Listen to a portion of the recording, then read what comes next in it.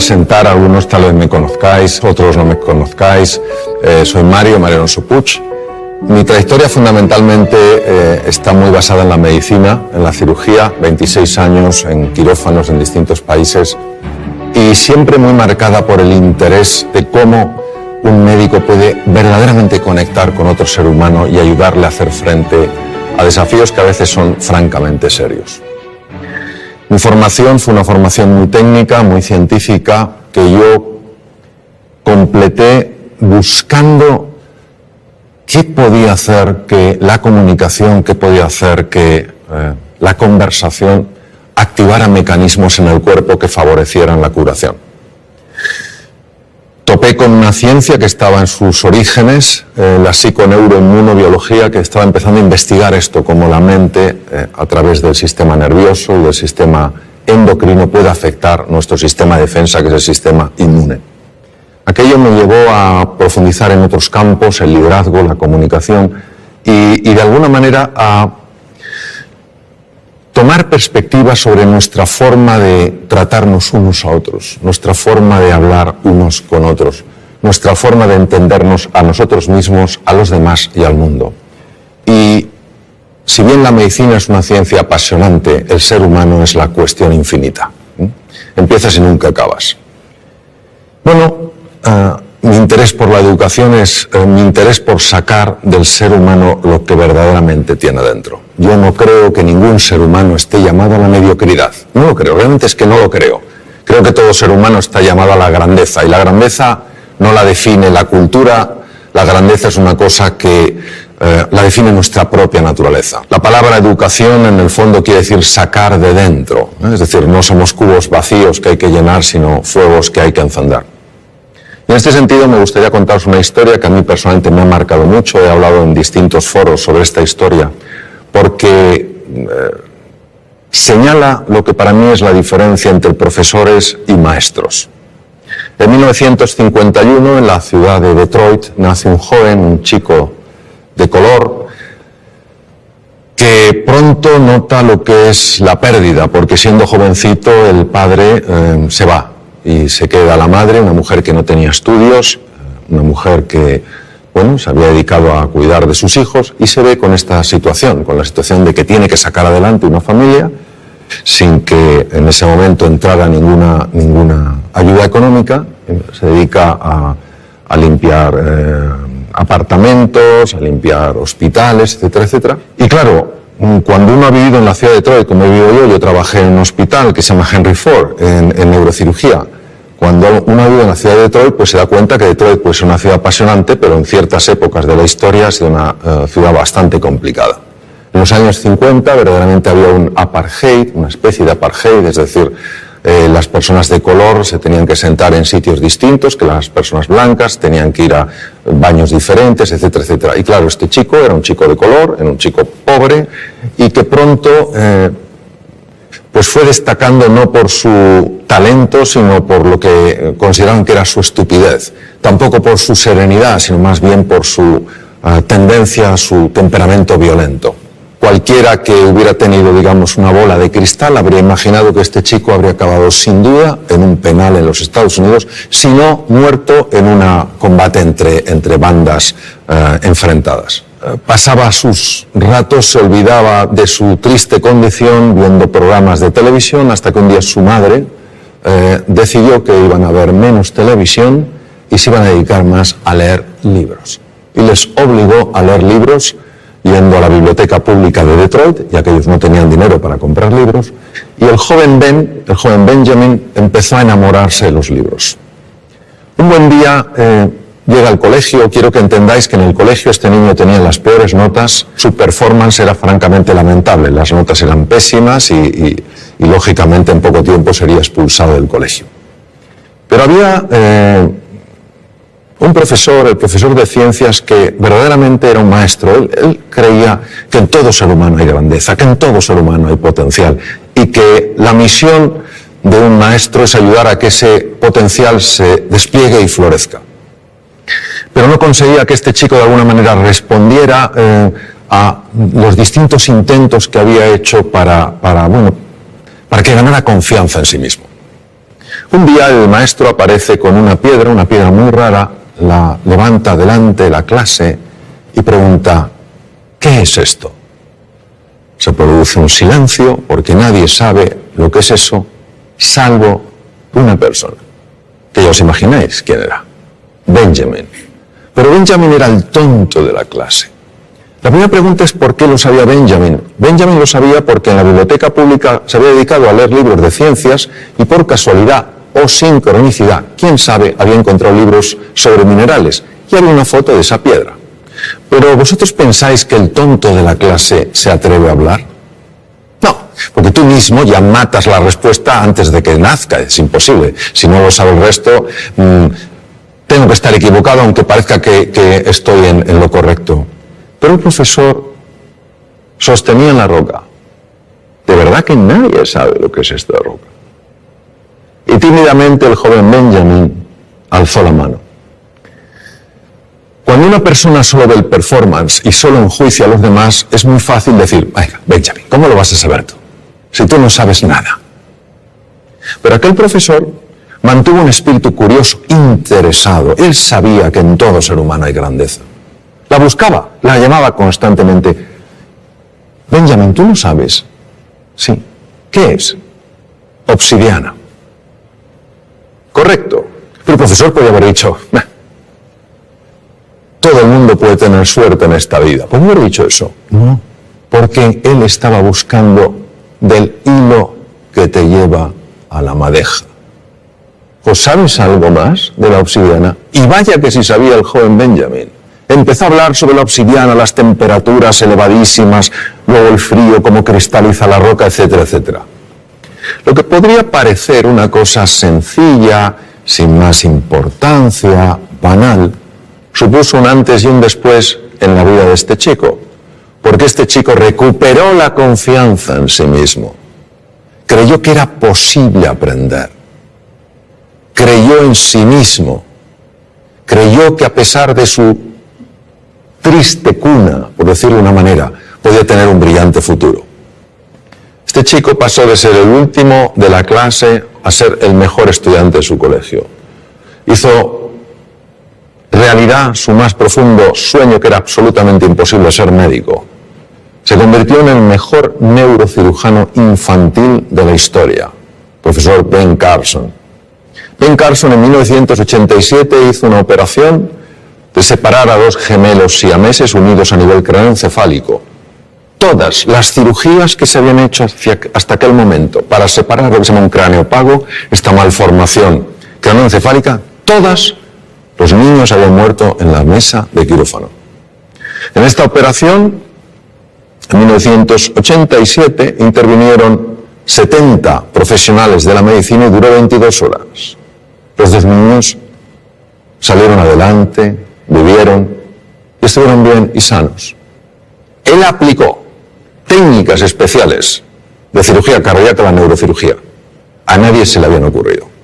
Entonces, lo que os quiero transmitir es esto. Es un ejemplo de cómo en todo ser humano hay potencial, en todo ser humano hay grandeza, y tenemos, entiendo, que tener esta disposición a crear espacios de oportunidad para que esas personas puedan mostrar lo que en realidad siempre han tenido y siempre tendrán, pero que no todo el mundo mostrará si no ve ese espacio de oportunidad. Por favor. Hola Mario, soy María. María. Como educadora, creo que la motivación es necesaria para el aprendizaje. Y tú dices que hay 6 motivaciones fundamentales para una persona. ¿Podrías hablarnos de ellas? Sí, es una gran pregunta. La motivación es lo que nos mueve a la acción. Y hay efectivamente 6 motivaciones que además están presentes en las distintas culturas. Es una mezcla de nuestra naturaleza y también el entorno cultural. La primera es la motivación de estar en entornos seguros, de poder controlar lo que pasa, de saber que el suelo que pisamos es un suelo firme. La segunda es una motivación de sentirnos reconocidos, sentirnos valorados, de tener un cierto estatus. La tercera es que pertenece al grupo, que lleguemos a un sitio y entendamos sintamos que nos acogen, que no nos desprecian, que no nos marginan. La cuarta motivación es una motivación al desafío, al reto. Sí. Si en la vida no hubiera retos, María, sería muy aburrido. Yo sé que a veces nos gusta mucho estar en la zona de confort, pero durante un tiempo. Al cabo de un tiempo no hay quien lo aguante. Obsidiana. Entonces ese reto, ese desafío es una motivación importante. La quinta motivación es la de crecer, mejorar y progresar. Y la sexta es la de contribuir al bienestar de otras personas, el tener una vida con propósito. Lo más importante son las motivaciones fundamentales que nos mueven dentro de las 6. Si una persona toda su fuerza la lleva a la aventura, la lleva al descubrimiento, al reto, y sin embargo no cuida un poco la motivación de la seguridad, pues a lo mejor se puede meter en aventuras insensatas, ¿no? Pues hay un equilibrio natural que hace que las personas nos mantengamos de alguna manera en una línea razonable. Cuando alguna de ellas toma una preponderancia o una significancia demasiado grande, es cuando podemos tener ciertos problemas. ¿Te respondí, María? Hola Mario, soy Lorenzo y soy maestro y veo que hay jóvenes en la familia y en la escuela que todavía no han descubierto sus talentos, ni siquiera saben que tienen talentos. Entonces la pregunta es, ¿cómo podemos captar esos talentos y cómo podemos potenciarlos? Fíjate, si nadie se ha dado cuenta, ni en la familia, ni en la escuela, que ese joven tiene talento, yo diría que el problema no está en el joven, está en la familia y en la escuela. Es decir, eso es lo primero que tenemos que ver, que todos tenemos la responsabilidad de buscar el talento, de conectar y de ayudarle a florecer. Pues fíjate, el talento, una forma de descubrirlo es curiosa. El talento viene muy marcado por algo que se te da especialmente bien, pero es tan natural en ti que nunca le has dado importancia. Nunca le has dado importancia. Porque para ti es natural, fluye. Y con frecuencia los demás te lo dicen, pero no te lo dicen como, oye, vaya talento tienes, sino mejor, oye, que bien se te da hablar, que bien se te da escribir, que bien se te da dibujar, que bien se te da moverte, que bien se te da resolver conflictos. Y como es natural, no le das ningún valor. Mi experiencia a lo largo de los años me viene a mostrar que uno ha de buscar el talento en aquello que le es natural, porque el talento siempre deja huella, siempre se expresa. Y hay cosas que nos pueden parecer que son irrelevantes. Yo, por ejemplo, me decían de jovencito, oye, cuando cuentas una historia es que nos quedamos absortos. Yo jamás pensé que esto tendría tanto impacto con mis enfermos.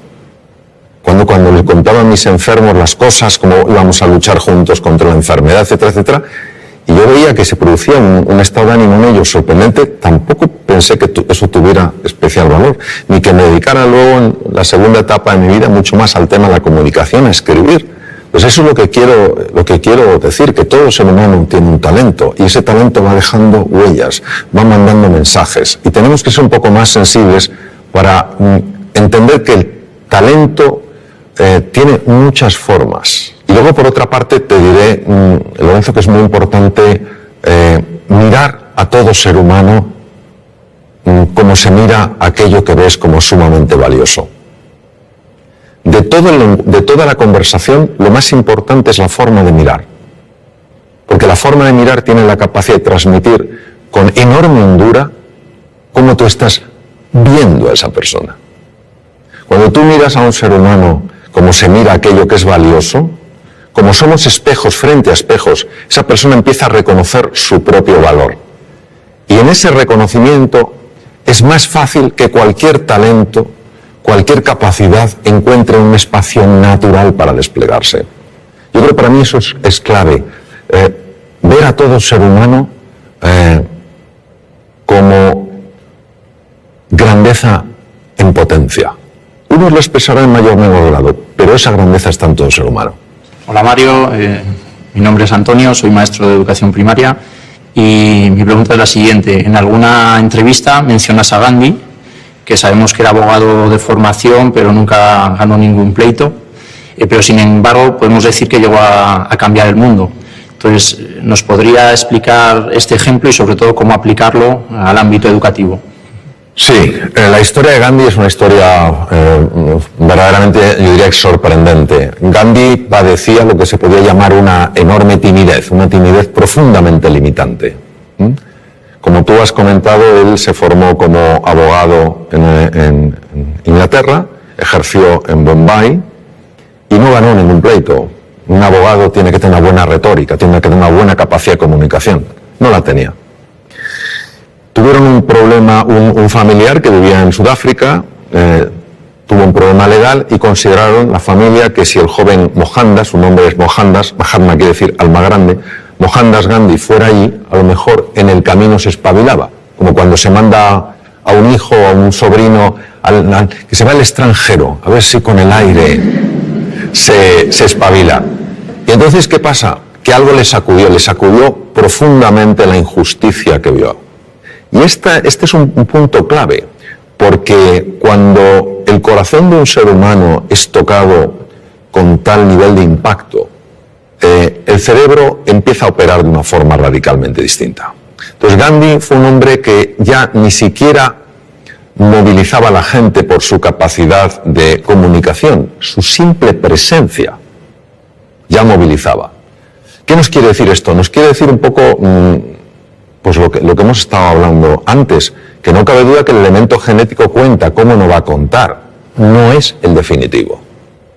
Marca una tendencia, pero no determina.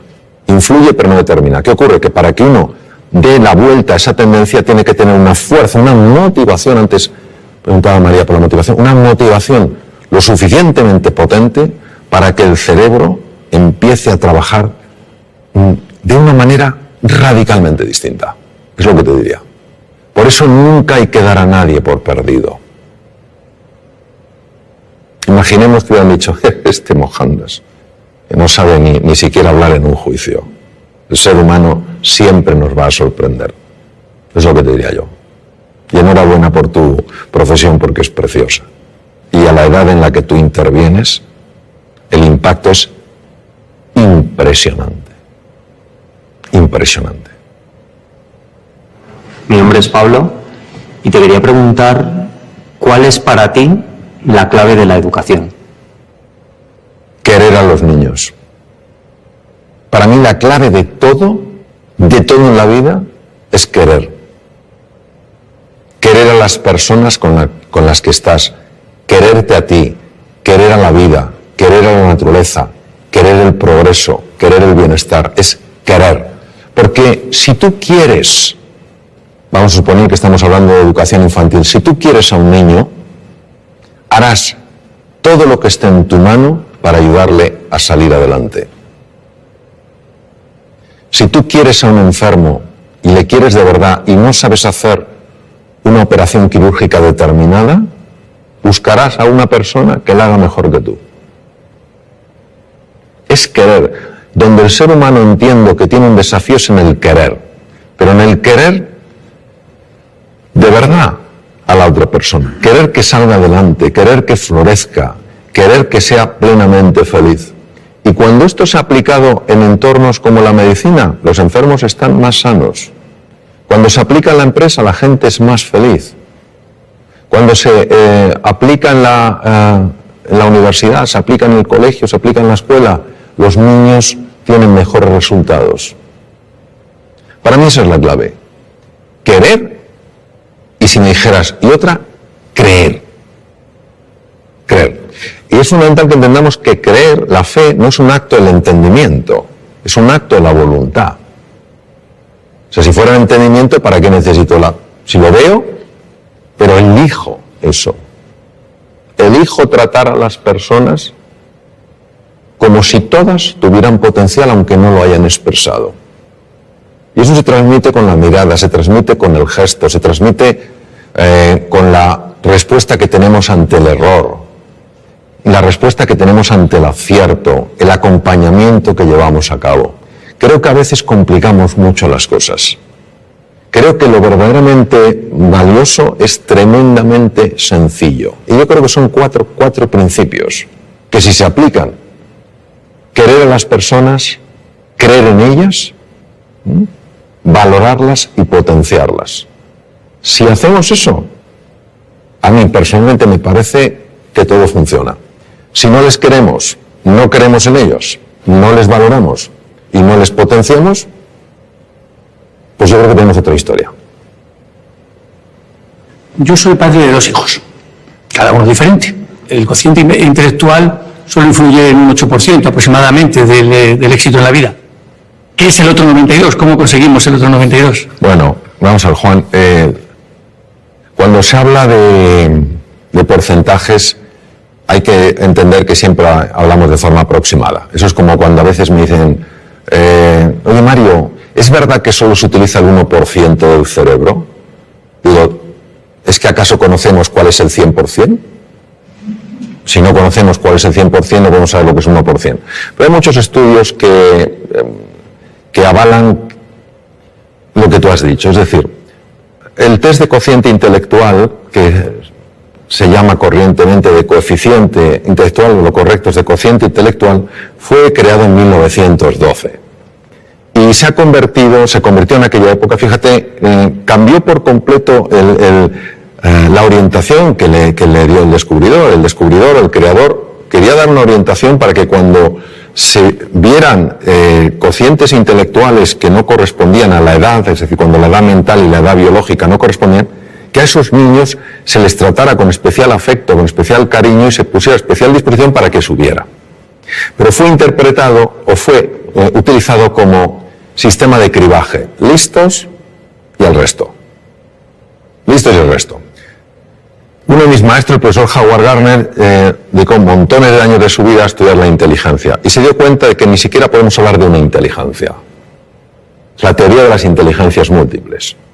Y hay 2 inteligencias, que son la intrapersonal, que es la capacidad de reconocer tus estados emocionales y de poderlos modificar de forma positiva.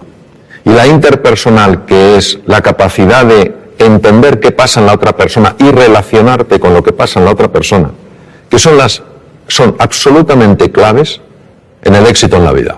Una persona que no sepa gobernar sus estados de ánimo, que un día se levante sin ganas de hacer nada y ese estado de ánimo no lo pueda alterar, o que un día tenga ira y no sepa canalizar de una manera positiva y adecuada esa ira, o tenga miedo y no pueda superar su miedo, es difícil que progrese en la vida. Una persona que no sepa entender a los demás, que no sepa resolver conflictos, pues es difícil que progrese en la vida. Pues estas 2 inteligencias no existen en el test de cociente intelectual, como no existen otras. La inteligencia musical, la inteligencia kinestésica, la naturista, la espiritual, no están. Entonces, ¿qué ocurre?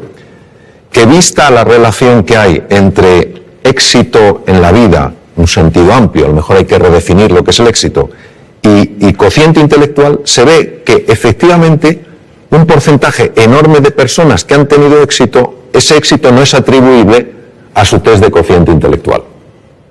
Esto es magnífico porque no niega que el cociente intelectual sea importante, lo que hace es expandir nuestro concepto de inteligencia. Entonces, sobre tus hijos. Efectivamente, tus hijos son diferentes y es maravilloso que los veas así. Porque si no los vieras diferentes, si los vieras como tú, es que a lo mejor estás proyectando en ellos tu propia forma de ser, ¿no? Habrá uno de tus hijos, tal vez tenga un tipo de inteligencia, el otro tendrá otra. Lo que es importante es que siempre, cuando estén contigo, sientan que son inteligentes. Hemos caído en el tremendo error, y una persona de la que yo aprendí mucho, es el Ken Robinson, lo marca mucho, como de hacer que solo un tipo de persona es la adecuada, ¿no? Necesitamos múltiples perfiles. Un pavo real no es ni mejor ni peor que una águila real. Entonces, cuando un hijo nota, siente que es valioso, que tiene inteligencia, que tiene una forma distinta de procesar que el otro, su autoestima no es dañada. Es que la autoestima es clave porque al final nuestra capacidad de hacer frente a los desafíos o nuestra incapacidad, la mayor parte de las veces nada tiene que ver con el mundo real, tiene que ver todo con el mundo mental. Te voy a poner un ejemplo. En Reino Unido se hizo un estudio fascinante. Se hicieron dos grupos, se buscaron dos grupos de estudiantes homogéneos en cuanto a edades, aproximadamente con el mismo background cultural, pero con dos diferencias. Una de ellas era que uno de los grupos eran teóricamente chicos bastante más inteligentes que el resto según el test de cociente intelectual. Pero estos que eran más inteligentes objetivamente de acuerdo al test de cociente intelectual pensaban que la inteligencia era algo fijo, que no se podía expandir. El otro grupo era un grupo de chicos teóricamente con menor inteligencia según el test de cociente intelectual, pero que creían que la inteligencia con el esfuerzo se expande. Les pusieron una serie de problemas de matemáticas complejos. El grupo de los chicos, entre comillas, más inteligentes, al ver que no lo podían resolver y dar por hecho que la inteligencia no se expandía, abandonaron. El tiempo no era un tiempo reducido, les daban tiempo. Abandonaron, diciendo, si no soy capaz de entenderlo, no hay nada que hacer. Me falta la inteligencia necesaria para hacer frente a este problema. Los otros chicos tampoco sabían, y de hecho partían de un nivel inferior, pero creían que la inteligencia se expandía con el esfuerzo, y siguieron, y resolvieron los problemas de matemáticas. Es decir, quedaron mejor. Y eso es lo que te quiero decir, que el componente emocional, el componente autoestima, el componente confianza en ellos y en sus posibilidades es absolutamente crucial. Ellos acabarán encontrando su camino, pero no encontrarán su camino si creen que no son capaces de encontrarlo. Para mí tu libro Reinventarse es una magnífica lectura para momentos complicados y personas que pueden necesitar un cambio en su pensamiento. La pregunta es, ¿qué dice la ciencia acerca de ese cambio de pensamiento?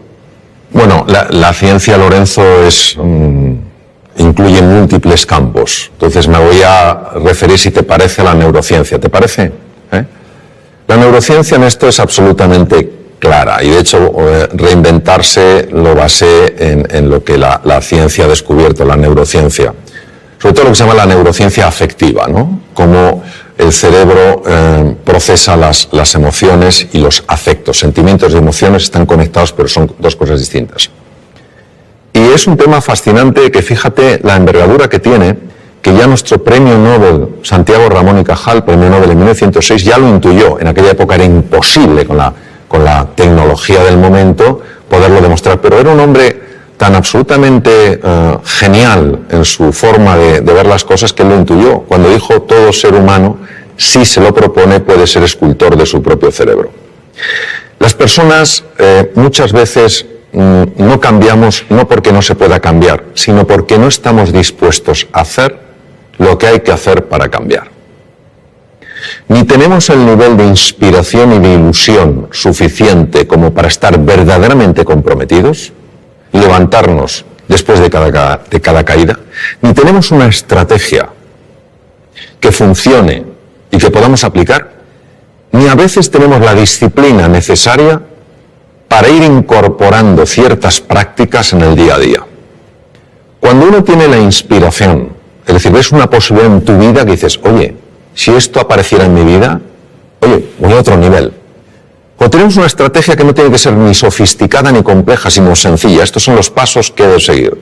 Y cuando tú cada día te vas entrenando, es inevitable que se produzca un cambio en la citoarquitectura del cerebro. Es inevitable. Se forman nuevas conexiones, se forman nuevas vías y se forman nuevas neuronas, al menos en dos lugares. Uno no viene al caso porque no tiene en principio demasiada relevancia en el mundo en el que estamos hablando, pero el otro sí, que son los hipocampos. Los hipocampos de alguna manera no solo procesan mecanismos muy complejos en relación con la memoria, sino que también controlan unos núcleos que se llaman núcleos amigdalinos, donde está el núcleo central del miedo, es decir, hacen que veamos las cosas con menos miedo. Todos nosotros podemos cambiar, podemos activar genes, podemos desactivar genes, podemos crear nuevas conexiones. Entonces, ¿qué nos dice? Nos dice la neurociencia que vivamos con pasión, con entusiasmo, que vivamos con fe en nosotros y en nuestras posibilidades, y que estemos dispuestos a llevar a cabo el entrenamiento necesario para incorporarlo, para que pase del saber al saber hacer. Y cuando uno está con personas realmente relevantes en el mundo del deporte, en el mundo de la ciencia, te das cuenta de la disciplina que ponen en su vida. Todos los días se entrena. No hay un día que digan, no, hoy no me entreno, se entrenan un poquito. Y eso es una maravillosa oportunidad porque quiere decir que nuestro pasado no tiene por qué predecir nuestro futuro. Si una persona quiere cambiar cómo ha vivido hasta ahora, lo puede hacer. Ahora necesita estos ingredientes. Un verdadero entusiasmo, una motivación que le genere el compromiso, una estrategia que sea razonable, no tiene que ser compleja, y una práctica constante para que al final no haya nada que creerse, porque tú mismo lo puedes verificar. Por ejemplo, yo aprendí inglés ya siendo un adolescente, y para mí el inglés era absolutamente imposible. O sea, es que no me entraba nada. Y lo que me entraba no se me quedaba. Y lo que a lo mejor se me quedaba luego no lo recordaba. Con lo cual era ultra frustrante. Y parecía que eso era un muro que no se podía romper. Sin embargo, tenía una enorme ilusión porque sabía que si yo aprendí inglés, yo tenía un buen expediente académico, si aprendí inglés, a mí la Facultad de Medicina me podía becar a distintos hospitales del mundo. Y eso fue mi pasión. ¿Qué estrategia tenía? Pues en aquella época, yo ya tengo mucha juventud acumulada, en aquella época había un libro que era muy básico, no había sistemas tan avanzados como el Vaughan y todo esto, había un sistema muy básico que era un manual y me ponía a leer las lecciones. 10 minutos todos los días, con esa pasión y con la ilusión de que se me quedara algo. Y pasó un año, me presenté al primer examen y claro, ellos me preguntaban en inglés y yo contestaba con el libro. Entonces, claro, se me estaban diciendo, pero este hombre nos contesta una cosa distinta. Pero es lo que yo tenía. Entonces, claro, pero yo seguí y al año y medio se me abrió la cabeza y empecé a absorber el inglés como si fuera una esponja marina. Hoy casi me manejo también en inglés como en español. Entonces, lo que te quiero decir es que si fui capaz de romper ese muro partiendo de la incapacidad absoluta de entender, o sea, no es que para mí el inglés fuera difícil, es que era imposible, pero que necesité una inspiración. Estuve 2 años, 10 minutos todos los días, de forma ininterrumpida, ni siquiera cuando me dolía la cabeza, estuve enfermo con gripe, catarro, etc., nunca lo dejé. Entonces, claro que se puede cambiar, ahora estamos dispuestos a hacer ese esfuerzo, porque tiene que ser algo realmente ilusionante. Y ahí, obviamente, hubo un cambio en la estructura cerebral clarísimo, porque si no es incomprensible. O entre medias me hicieron un trasplante cerebral y yo no me enteré. Es también una posibilidad. Hola Mario, soy Adelaida. Como madre de 2 hijas, nos ocupamos en casa de decirles que son queridas, a pesar de que no se coman toda la comida que tienen en la mesa, a pesar de que cometan equivocaciones, incluso a pesar de que discutimos y peleamos. El caso es que tienen dificultades cuando se enfrentan a situaciones nuevas. Entonces, ¿cómo podemos hacer nosotros como padres para ayudarles a que se enfrenten a esos miedos?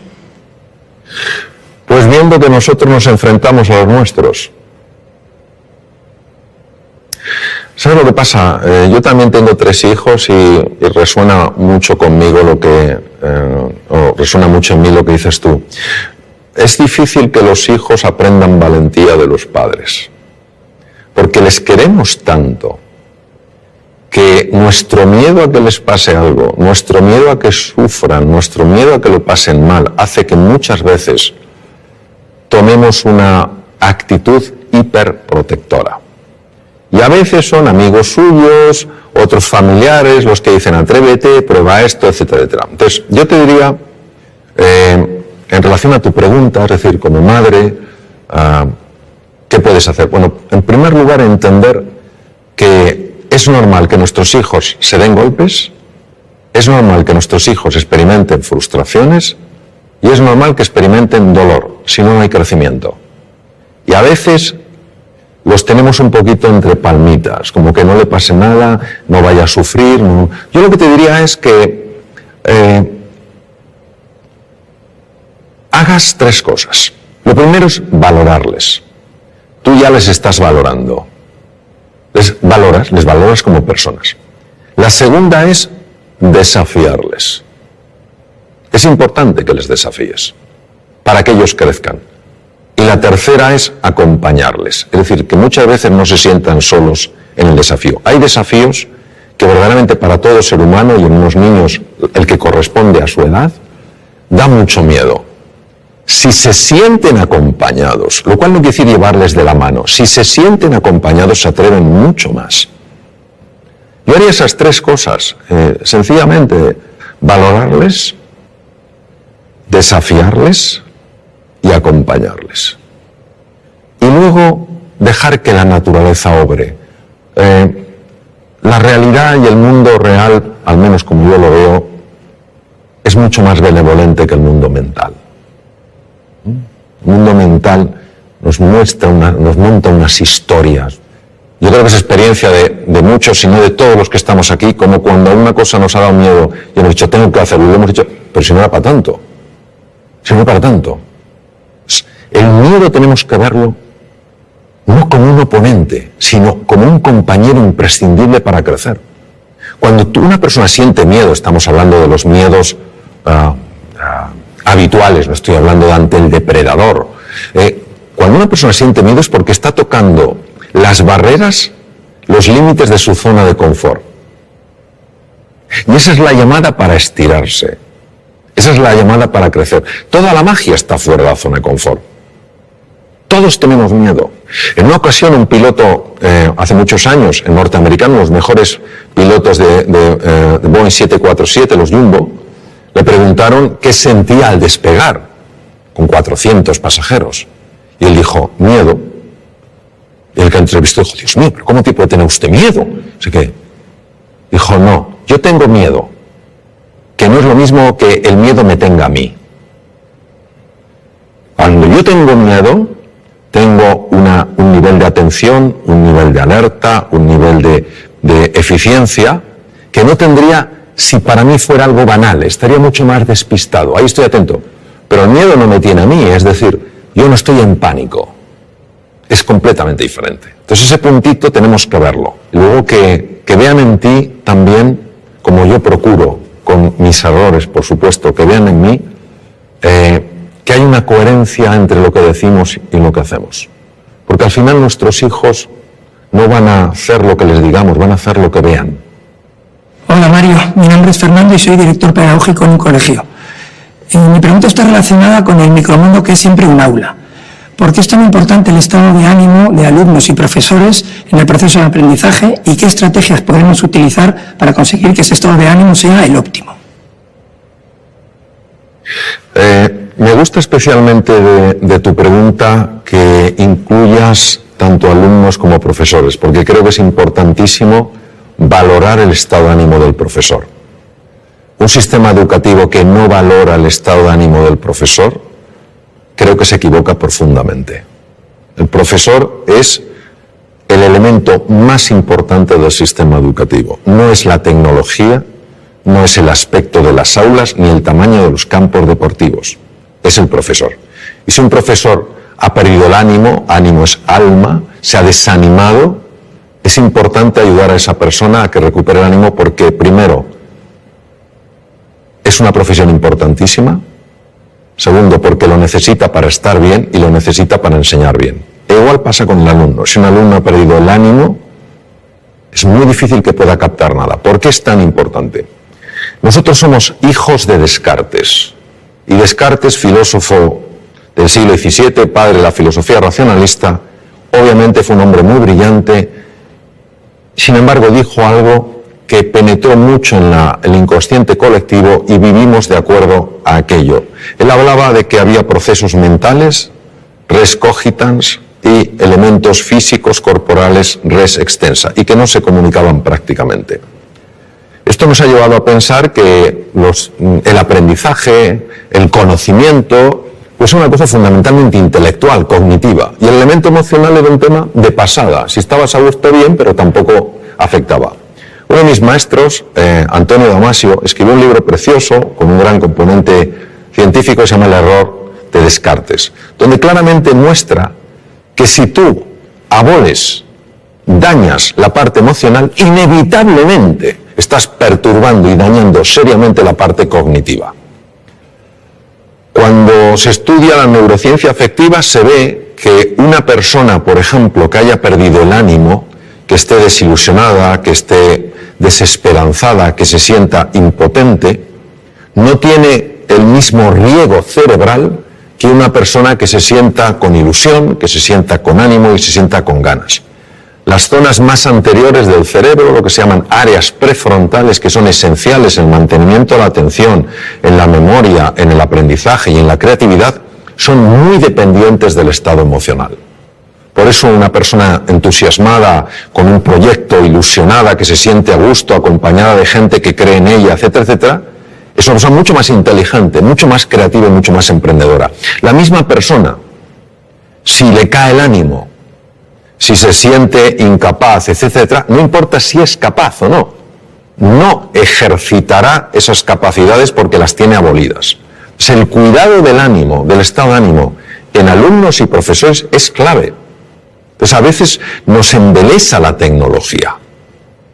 Y está muy bien la tecnología. El elemento esencial siempre será el profesor y su relación con el alumno. Siempre, afortunadamente, será un elemento humano. Esto será insustituible.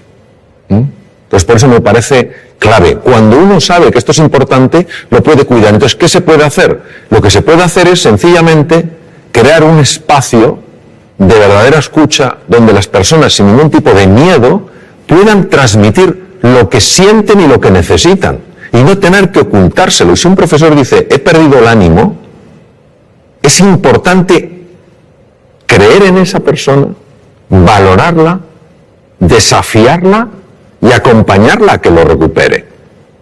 Si ni siquiera esa persona transmite que ha perdido el ánimo, porque no siente que hay un espacio dispuesto a escuchar eso, ¿cómo la vamos a ayudar? Si un alumno en un momento determinado se siente desanimado, qué importante es que pueda transmitírselo a un profesor para que le ayude. Tenemos un concepto absolutamente obsoleto de lo que es la inteligencia, lo que es la creatividad. Creemos que son capacidades fijas.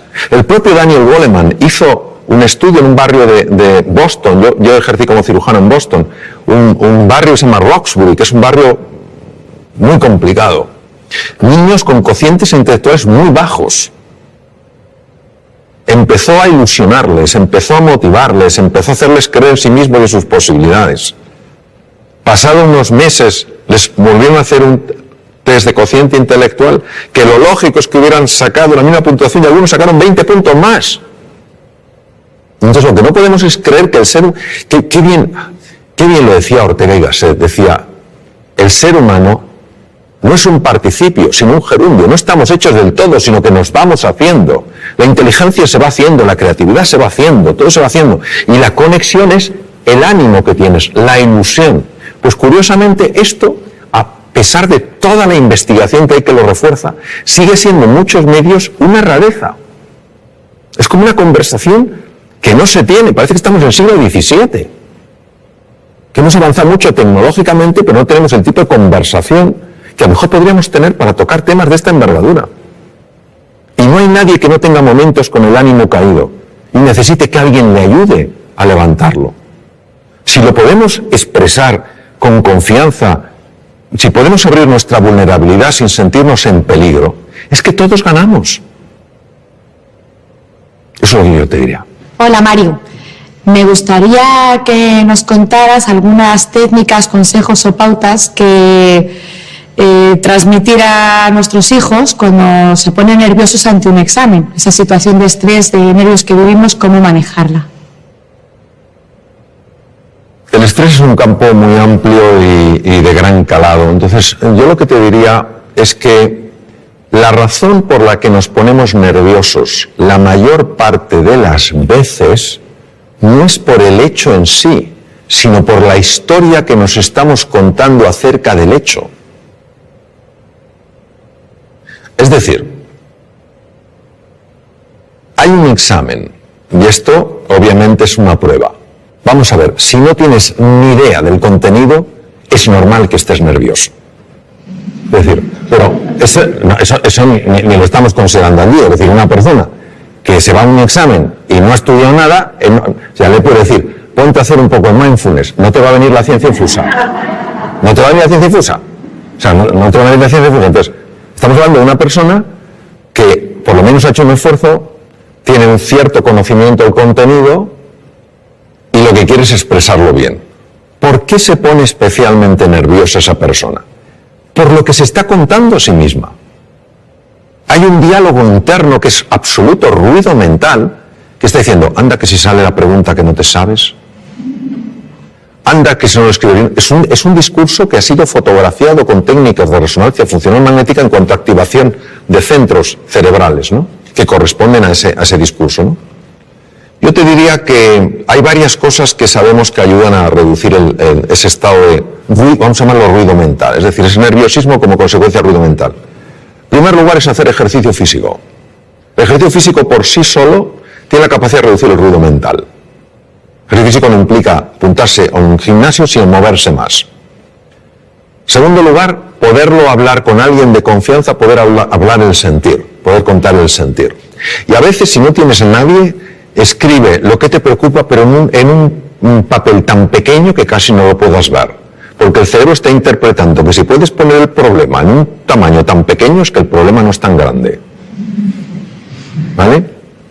La siguiente cosa que te diría es que se entrenen en una cosa que cada vez tiene, pero por pura lógica, más difusión, que es todo lo que es los estados contemplativos de la conciencia, que no es más, o mindfulness, que lo único que significa es que se entrene en prestar atención a las cosas que son reales, como su respiración, como las sensaciones del cuerpo, porque el otro es mental. Entonces, cuando la narrativa no recibe la misma atención, empieza a tener menos impacto.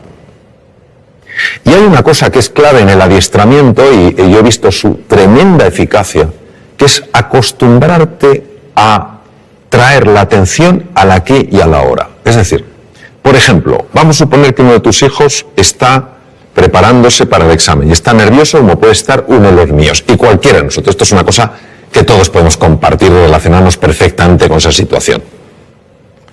Entonces, claro, empieza a pensar, no, si hubiera estudiado más, si ya me lo decía mamá, no veas tanta tele y estudia un poco más, y no lo he hecho.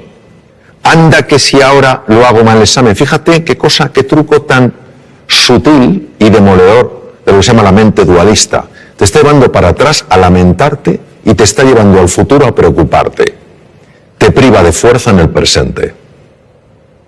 Y una cosa que procuro entrenar todo lo que puedo es cuando veo que me estoy lamentando de algo del pasado, inmediatamente vengo al presente.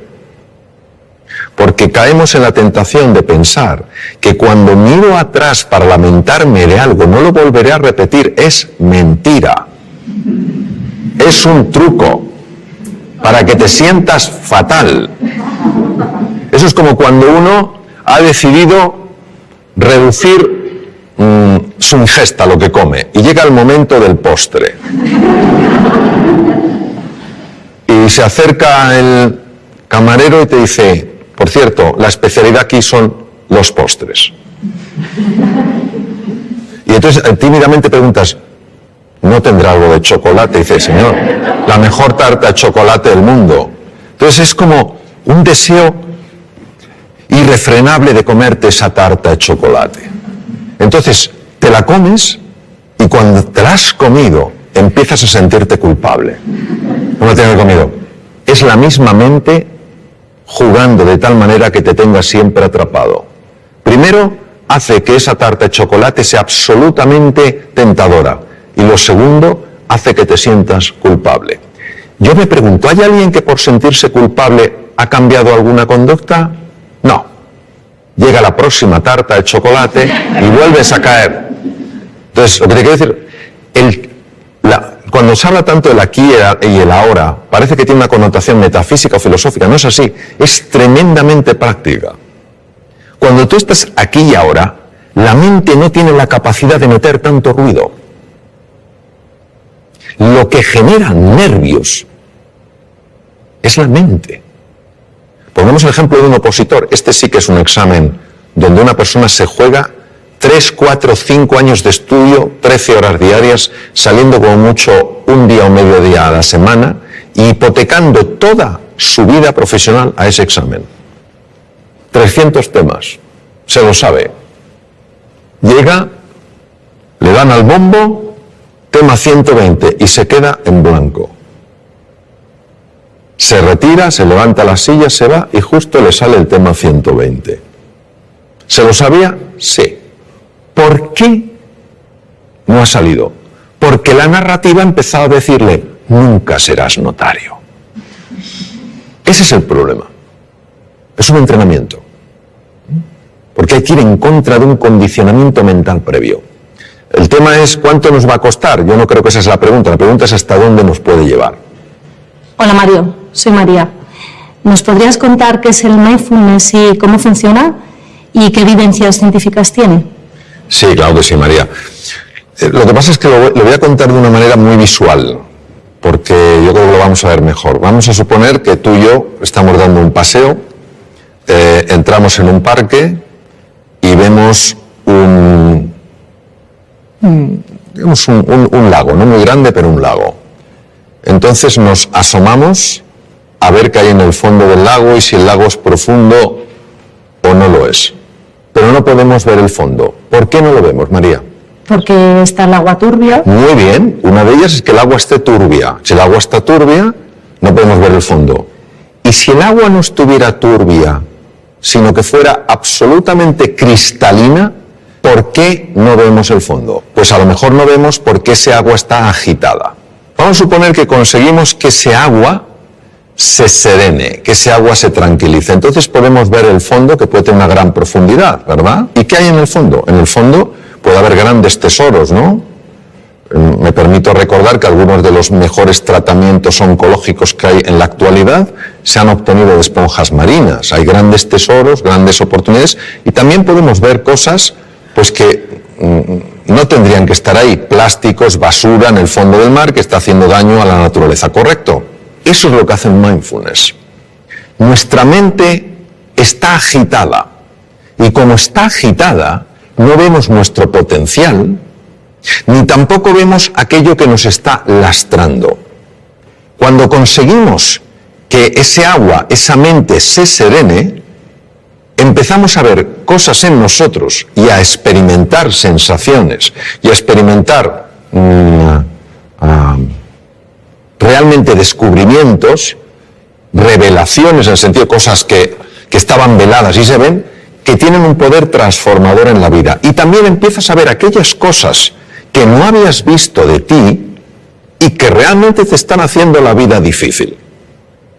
Y a veces, para poder limpiar un poco el agua, hay que descubrir dónde está la suciedad. Esto es lo que permite el mindfulness. El mindfulness es un ejercicio puro de la atención para serenar esa mente que por razones que todavía no conocemos está agitada. Y como está agitada, no podemos reconectar con nuestro potencial oculto, ni sabemos por qué tantas cosas que son pequeñas nos alteran de una manera tan grande. El mindfulness ya está descrito en la literatura india, desde el Bhagavad Gita de hace 3.500 años, cuando Krishna le dice al príncipe Arjuna, la mente es difícil de manejar como el viento, y cuando cerca del Nepal el príncipe Gautama Siddhartha, Sakyamuni Buda, el primer despierto según el lenguaje sánscrito, descubre que el dolor es parte de la vida, pero el sufrimiento lo genera este movimiento de la mente. Y que la forma de combatir ese sufrimiento es estabilizar la atención, alejándola de esa narrativa, de esa rumiación constante, de ese ruido que nos impide reconectar con lo que somos. La evidencia científica, pues mira, la evidencia científica es aplastante. Aplastante tanto la neurociencia contemplativa, que es la que se dedica a estudiar el efecto en el cerebro de los estados meditativos, como en la fisiología cardíaca, en la endocrinología, en la neurología. Es que, fíjate, detrás de muchísimas enfermedades, por no decir de todas, hay un factor que puede pesar más o menos y que es la ansiedad. La ansiedad es generada por el ruido mental. La Universidad de Harvard es pionera en el mundo estudiando esto. Entre el 60 y el 90% de las consultas a médicos generales tienen como uno de los factores clave emociones perturbadoras. Vivir en la ansiedad, vivir en la desesperanza, todas estas cosas. Entonces, eso es lo que hace el mindfulness. A nivel de cerebro, pues por ejemplo, a nivel de cerebro unas cosas que hace es reducir el volumen de la amígdala. La amígdala, que no son estas, están en el cerebro. La amígdala es un núcleo que contiene grupos de neuronas muy relacionadas con el miedo y con la ira. Se ha podido observar con resonancia funcional magnética, que es una técnica de imagen para ver las partes más activas, una reducción en el volumen de la amígdala. Es decir, una persona que practica este ejercicio de atención plena es menos propensa a vivir en miedo y en ira. Imaginemos lo que es esto para la humanidad. En segundo lugar, se ha visto un aumento del tamaño de la corteza prefrontal del lado izquierdo, que es muy importante, por ejemplo, porque tiene un enorme impacto en el sistema de defensa del cuerpo, el sistema inmune. Otra cosa que se ha visto es que un sistema que se llama sistema red neuronal por defecto, que es la que hace que estemos distraídos, empieza a amortiguarse, y otra red que se llama red ejecutiva central es mucho más activa, es decir, favorece que te des más cuenta de lo que pasa. Esto es importante, por ejemplo, para reducir la incidencia de accidentes. Se ha observado, por ejemplo, cambios en el sistema de defensa, en el sistema inmune. Gente que ha practicado mindfulness sin tener experiencia previa en absoluto durante 5 días a la semana a lo largo de 2 meses, 20 minutos cada día, han tenido aumentos entre el 12 y el 20% del sistema inmune. Alguien dirá, pues eso no es mucho. Ah, que te suban el sueldo un 12 o un 20%. Mirad lo contento que te pones. Claro, una subida de un 12%, un 20% del sistema inmune es que no te cojas una gripe, o no te cojas un catarro, o si estás lidiando con un tumor, que tu cuerpo sea mucho más agresivo. Mejoras en el tubo digestivo. Te voy a contar una cosa que es alucinante.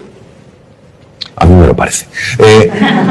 El tubo digestivo controla el 80% del sistema de defensa del cuerpo.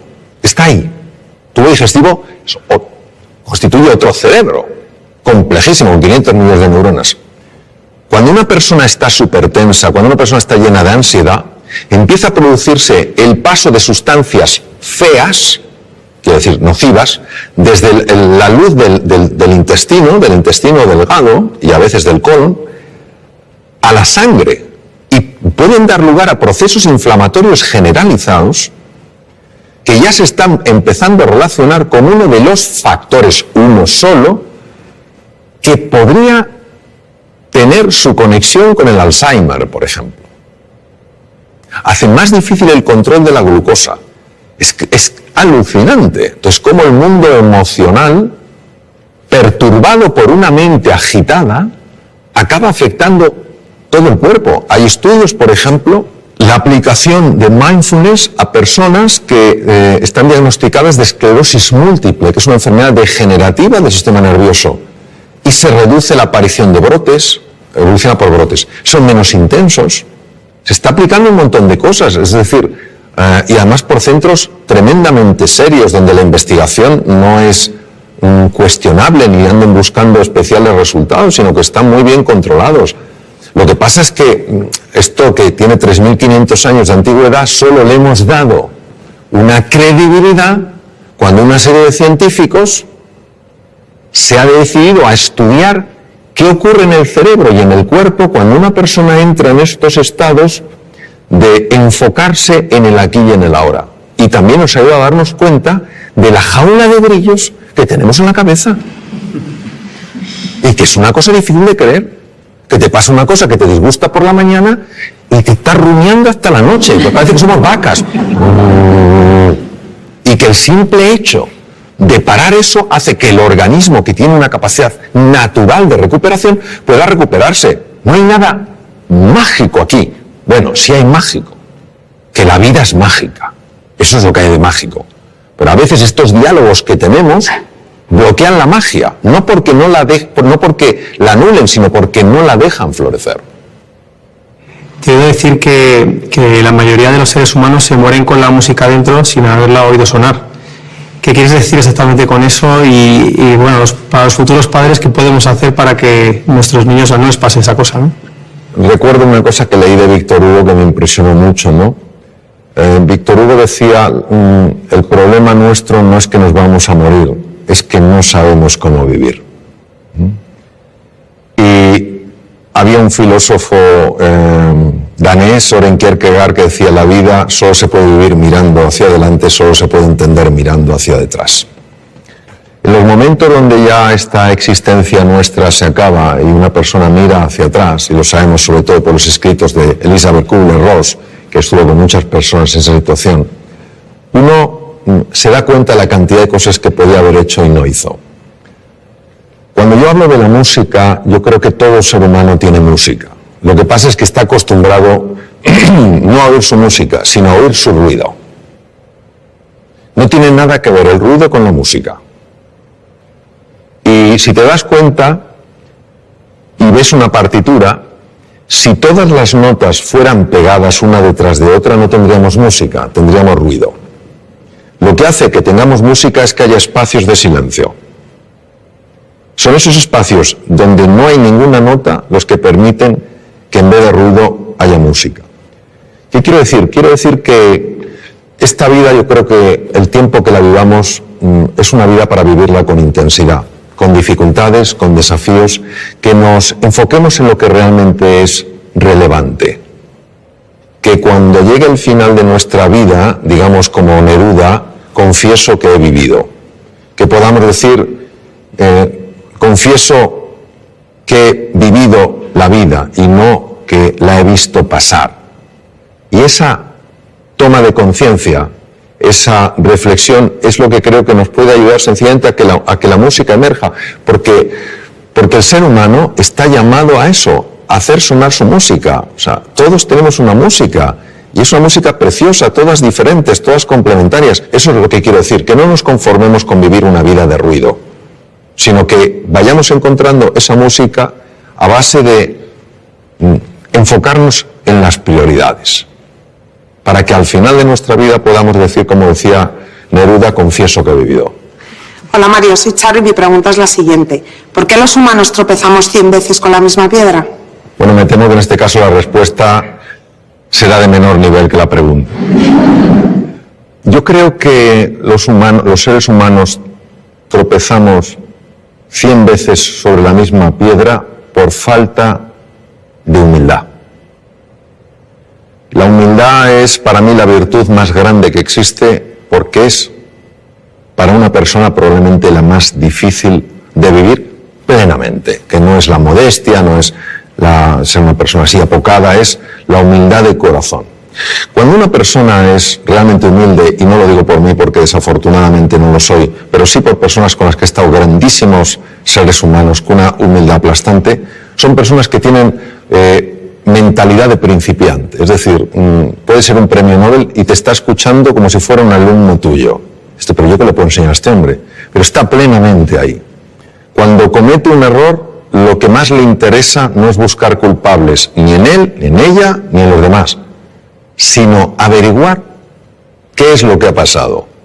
Es una mentalidad mucho más científica, interesada, curiosa, que una mentalidad enjuiciadora. Porque creo que cuando una persona es humilde y tropieza con una piedra, está dispuesta a reconocer que ha tropezado con una piedra y no a intentar ocultarse ante sí misma, ante los demás, qué ha sucedido. Porque creo que cuando una persona es humilde y tropieza con una piedra, se deja asesorar, pregunta, escucha, pide ayuda y se deja ayudar. Creo que nuestra soberbia nos mata, literalmente. No queremos aceptar las cosas como son. Queremos que sean a nuestra medida. Queremos que la vida se pliegue a nuestros deseos. Por eso no fluimos con la vida. Cuando aparece algo que no nos gusta, nos preguntamos ¿por qué? En lugar de ¿para qué? Y todo eso creo que es lo que hace que nos cueste aprender. Y si yo lo llevara a una metáfora, creo que la vida se vive en plenitud cuando el que pilota el coche es la conciencia. Y en el copiloto va el ego. Pero cuando el ego es el que pilota, te puedes tropezar 100, 1000, 100.000, que nunca aprenderá. Bueno, creo que ha llegado el momento ya de terminar. Aparte de expresaros mi profunda gratitud por las dimensiones tan amplias y profundas de vuestras preguntas, pues un poco resumir, tal vez desde otro ángulo, lo que hemos estado hablando, que es que el ser humano es indivisible. O sea, una persona puede tener un hígado, pero una persona es más que su hígado. No somos casos clínicos interesantes, sino seres humanos completos. Y que la faceta física, el cuidado del cuerpo, de la nutrición, el hacer ejercicio físico es muy importante. La faceta mental, dormir bien, dormir suficiente es importante. Es más importante dormir que comer, fisiológicamente hablando. Que la faceta mental es clave, que tenemos que aprender todos a gestionar mejor nuestra mente, a enfocarnos en lo esencial, a usar un lenguaje que nos ayude, no que nos anule, a interpretar las cosas de una forma que nos permita salir adelante, no quedarnos atascados, ¿no?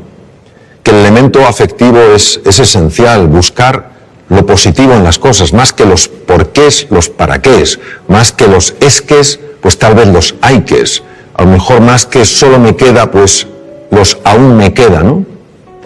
Y que luego hay una dimensión espiritual en la existencia humana que es muy importante y que nos abraza a todos, que es la vida con propósito, es decir, que nuestro propósito no es solo experimentar la felicidad, sino ayudar a otros seres humanos también a ser felices.